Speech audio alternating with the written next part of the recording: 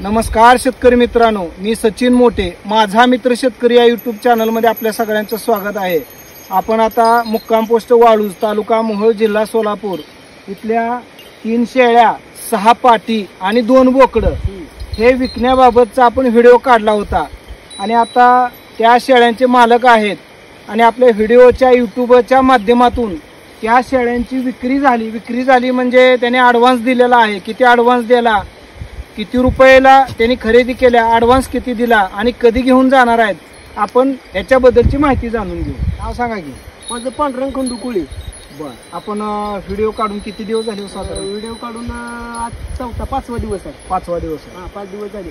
बर, 5 दिवसात आपल्याला म्हणजे एकाच मालकानं मागितलं का अनेक जणांनी? अनेक जणांनी फोन केले, अनेक जणांनी मागितले। बर, हां, बचत गटाच्या म्हणजे महिलांना मागितले। हां, मग व्यापाऱ्याने मागितलं। बर, पण व्यापारी कसं पाडून मागायचं, त्यांना बी काहीतरी राहावं लागेल, त्या हिशोबाने व्यापारी मागायचे। बर, मग कोल्हापूरचे एक पानगावचे एक आलते बचत गटवाले, त्यांनी मागितले, कमी ना मागितले। हां, ते पैशाला म्हणजे थोडं एवढं देते, 5,000 रुपये परत देतो, त्यामुळे ती काय नाही दिला नाही त्यांना।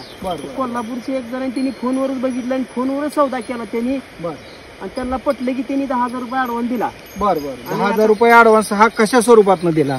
फोन पे न। फोन पे न?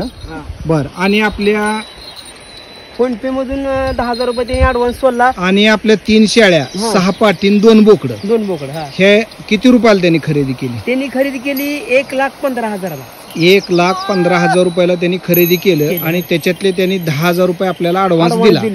आता 1,05,000 रुपये आपले त्यांच्याकडे राहिले। शेळ्या आपल्या इथंच आहेत? इथंच आहे त्या। येताना घेऊन येतो म्हणले, पैसे देतो तुम्हाला, फोन पे म्हणलं फोन पे, कॅश म्हणलं कॅश, कसं बी देतो म्हणते, घेऊन जातो।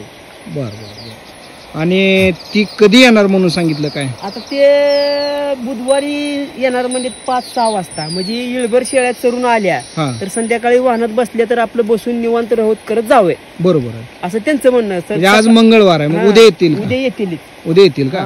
बर बर, असा विषय आहे। पैसे मग तुम्हाला कसे आले, म्हणजे समाधानकारक आले? कसं काय समाधानकारक आले? त्यांनी म्हणले मला संध्याकाळी पैसे पाठवतो। बर, मी त्यांना म्हणलं पैसे पाठवू नका। हा, कसं असतं, तुम्ही पैसे पाठवतो, मी फोन बंद करून टाकला, बरोबर, तुमचं काय घ्यायचं? तर ते म्हणले तसं नाही, म्हणले आम्ही फोन पे पैसे पाठवतो 10,000 रुपये, का तर तुम्ही दुसऱ्याला देऊन येईल। बरोबर आहे, काय नाही, चालतंय म्हणलं, काय अडचण नाही म्हणलं। त्यांनी 10,000 रुपये पाठवलं आणि ही माझी शेळ्या विकायच्या होत्या, उभं व्यापाराला ही करण्यापेक्षा माझा मित्र शेतकरी हा यूट्यूब चॅनल ह्यांनी मला भरपूर सहकार्य केलं। ह्यांच्या माध्यमातून ह्यांनी ही केल्यामुळं मला त्यांचा भरपूर साथ मिळाली।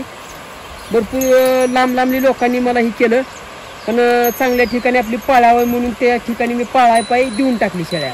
व्यापाऱ्याने 1,10,000ला मागितली होती, हे म्हणजे आम्हाला घरगुती पाळायचे आहेत, त्याच्यामुळं मी थोडं वर 1,5 करून देऊन टाकले। ठीक आहे, आपला फायदा झाला, बाजारात जायची गरज पडली नाही आणि वाहनाचं भाडं, ती भाडं ही वाचलं ना। हा, शेळ्यांना पण त्रास उगच विकते ती, ना विकते ती, परत माघारी आणायचं ती, आणि त्यात त्या गाभण शेळ्या असल्यामुळं ही झालं असतं ना, शेळ्यांना त्रास झाला। बरोबर आहे, रोज इकडेच राखायला असतं काय? इकडे फिरवायला आणायचं। बर बर बर, या वड्याला पाणी प्यायला तर येत ना का? या बादलीनं पाणी पाजतं? बर बर, पाटीत असं वर घेऊन पाणी पाजता? बर बर बर, बरं आहे, इथं थांबल्यावर तुम्हाला बी जेवायला येतं, शेळ्या बी निवांत बसते त्या? एक जणांना पाठी वागवायची, एक जणांना बादली वागवायची। बर, पाठीत असं पाणी पाहिजे, बादलीनं असं वाचायचं, परत पाणी पाजायचं। ठीक आहे, धन्यवाद. धन्यवाद.